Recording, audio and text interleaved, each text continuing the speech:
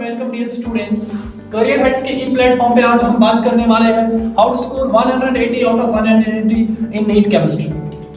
देखिए, किसी भी चीज को करने के लिए हमारे पास प्लानिंग होती है, उसके बाद प्रिपरेशन होती है और उसके बाद इंप्लीमेंटेशन होती है। देखिए, अगर हम नीट केमिस्ट्री की बात करेंगे, टोटल हमारे पास 45 क्वेश्चंस होते हैं।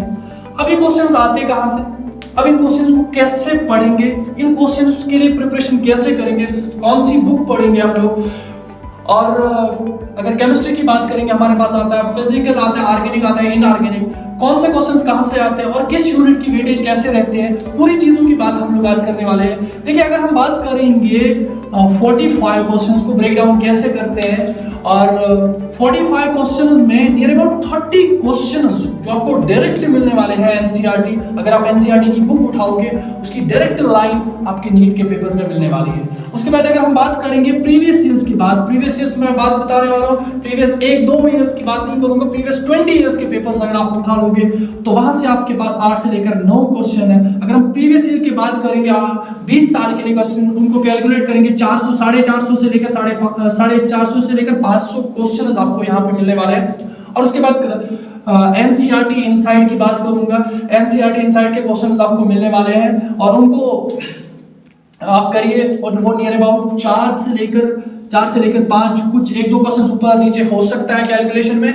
और अगर हम बात करेंगे एनसीईआरटी के पास, आपके पास एनसीईआरटी में आप लोगों के पास मिलने वाले होते हैं, एक होता है कि ऑब्जेक्टिव क्वेश्चंस और दूसरे होते हैं सब्जेक्टिव। अक्सर स्टूडेंट्स क्या करते हैं, सब्जेक्टिव क्वेश्चन उसको छोड़ देते हैं, सिर्फ ऑब्जेक्टिव्स के पीछे पढ़ते हैं। लेकिन करना क्या है, सब्जेक्टिव्स भी करने हैं और साथ साथ ऑब्जेक्टिव्स भी करने हैं, और दोनों को साथ में चलाना पड़ेगा। अब बात रहती है कि सर बुक्स कौन सी पढ़े।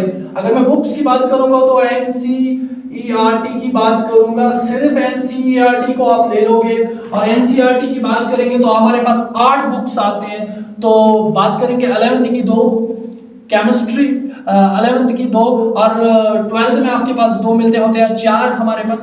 और 11th एग्जाम्पलर और 12th एग्जाम्पलर हो गए 6, और साथ में आपके पास 11th लैब मैनुअल और 12th की लैब मैनुअल, इनको भी साथ में उठाए और टोटल नंबर ऑफ बुक्स हमारे पास 8 मिलते हैं और इनको देखा जाता है।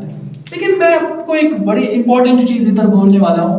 अब डायरेक्ट एग्जाम्पल्स पे, डायरेक्ट एनसीईआरटी पे नहीं जा सकते हो, डायरेक्ट एनसीईआरटी को नहीं पढ़ोगे। अगर आप पढ़ने की कोशिश भी करोगे, आपसे नहीं समझ आने वाला है एनसीईआरटी, डायरेक्ट आपको समझ नहीं आएगा। और इससे पहले आप लोगों को लेक्चर्स लेने होंगे किसी भी सर के। भले मैं किसी की बात करूंगा, आप भले एलन से पढ़ रहे हो या किसी भी कोचिंग सेंटर से पढ़ रहे हो, करियर हाइट से पढ़ रहे हो, किसी भी कोचिंग सेंटर से पढ़ रहे हो, आप किसी भी सर से पढ़ रहे हो, कि मैं हर एक सर की बता दूंगा, हर एक सर सही पढ़ाते हैं, बहुत अच्छा पढ़ाते हैं, और किसी भी सर के बारे में कुछ भी उल्टा नहीं बोल सकते हैं हम लोग, ठीक है।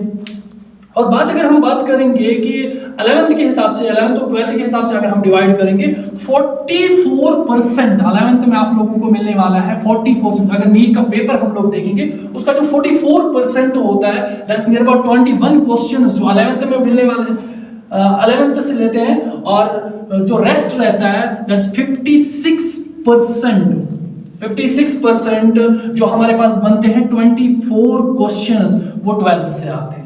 उसके बाद हम लोग बात करेंगे ऑर्गेनिक, इनऑर्गेनिक और फिजिकल की बात करेंगे, वहां से कौन से क्वेश्चंस आते हैं और किस यूनिट से बात। देखिए, अगर हम बात करेंगे, हम अब फिजिकल केमिस्ट्री की बात करेंगे, इनऑर्गेनिक की बात करेंगे, ऑर्गेनिक केमिस्ट्री की बात करेंगे, तो करना क्या होता है कि ऑर्गेनिक में आपकी स्ट्रेटजी क्या होनी चाहिए, फिजिकल में क्या स्ट्रेटजी होनी चाहिए, इनऑर्गेनिक में क्या स्ट्रेटजी होती है। डिफरेंट यूनिट्स की बात करेंगे, जैसे फिजिकल की यूनिट्स की बात करेंगे, सॉलिड स्टेट मिल रहा है आपको, सॉल्यूशन मिल रहा है, electrochemistry, surface chemistry, basic concepts of chemistry, chemical bonding, atomic structure, states of matter, thermodynamics, equilibrium, redox reaction और केमिकल काइनेमेटिक्स। ये यूनिट्स आपको मिल रहे हैं फिजिकल, वैसे ऑर्गेनिक में मिलेंगे हमारे पास, इनऑर्गेनिक में जैसे आप लोगों को सर बताते हैं कैसे डिवाइड करे जाते हैं। देखिए, फिजिकल के लिए आप लोगों के पास स्ट्रेटजी क्या होनी चाहिए। आप जब भी एनसीईआरटी पढ़ोगे, पढ़ने से पहले आप क्या करोगे, किसी भी सर का लेक्चर पढ़िए। जैसे आप अभी, जैसे कुछ स्टूडेंट्स होंगे, जैसे एलन में कोचिंग कर रहे हैं, किसी भी कोचिंग सेंटर में बात करेंगे, हर एक सर, मैंने जैसे पहले भी बोला कि हर एक सर सही पढ़ाते हैं। आप सर्स को लेक्चर पढ़ लोगे और लेक्चर्स के नोट्स पढ़ोगे, और साथ में आप एक प्रैक्टिस कॉपी बनाओगे, और साथ में उसके साथ में आप लोग एक कॉपी बनाओगे, एक फार्मूला बुकलेट बना दोगे जिसका ये फायदा रहेगा, जब आप क्वेश्चंस करोगे यहाँ पे आपको ज्यादा फार्मूलाज इस्तेमाल करनी पड़ेगी, और जब आप फार्मूलाज यूज करने होंगे तो आप उन फार्मूला शीट की तरफ देख लोगे, उससे आपका ये फायदा मिलेगा कि आप क्वेश्चन को जल्दी कर पाओगे। और उसके बाद एक इम्पोर्टेंट चीज स्टूडेंट्स करते क्या है, वो एक ऐसी नोटबुक नहीं बनाते हैं कि जिसमें वो ये नोट करें कि हम गलतियां कहाँ पे करते हैं, मिस्टेक, जैसे मिस्टेक नोटबुक में इसको बोलता हूँ, मिस्टेक नोटबुक बनाते हैं। अलग मिस्टेक एक नोटबुक बनाइए कि जिसमें आप ये लिखेंगे कौन सा क्वेश्चन हम लोगों ने कहाँ पे गलत करे हैं। और इसी के साथ में आप ऑर्गेनिक के लिए भी लेक्चर्स, ऑर्गेनिक एक चीज होती है जो आपको भूल जाती है ज्यादा, इसमें साथ साथ प्रैक्टिस करें। वीकली एक आपके पास एक टारगेट होना चाहिए कि आप वीकली एक स्ट्रेटजी रखिए कि वीकली हम अपने आप को टेस्ट लीजिए, और टेस्ट सीरीज, जैसे मैं एक चीज भूल ही गया, एनडीए की जो मॉक टेस्ट सीरीज है उसको आप लोग देखिए कि उसको करिए।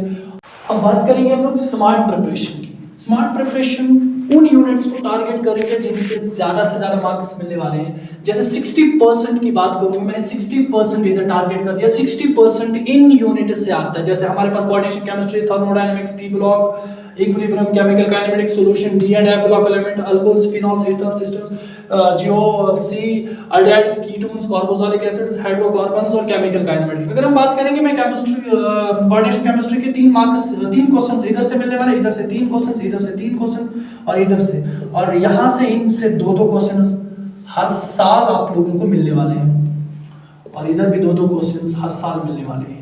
तो स्मार्ट प्रिपरेशन की बात, ये स्मार्ट प्रिपरेशन है। यहाँ से आप लोगों को ये, अगर इन यूनिट्स को आप लोग टारगेट करोगे, अगर आप इस सिचुएशन में हो कि आप केमिस्ट्री का 60% करना चाहते हो, तो अगर आप चाहते हो कि नियर अबाउट आप 28 क्वेश्चंस पहले उन क्वेश्चंस को करें, पहले उन यूनिट्स को करोगे कि जिनसे ज्यादा मार्क्स हैं। ये वो यूनिट्स हैं जिनसे ज्यादा मार्क्स आपको मिलने वाले हैं, जहां से 28 क्वेश्चंस इधर से आने वाले हैं। और बाकी रहते हैं कि ये जो हमारा जो ये भी लेक्चर, ये जो सेशन रहा, तो इसकी जो पीडीएफ रहेगी वो आपको मैं डिस्क्रिप्शन में देने वाला हूँ। Thank you.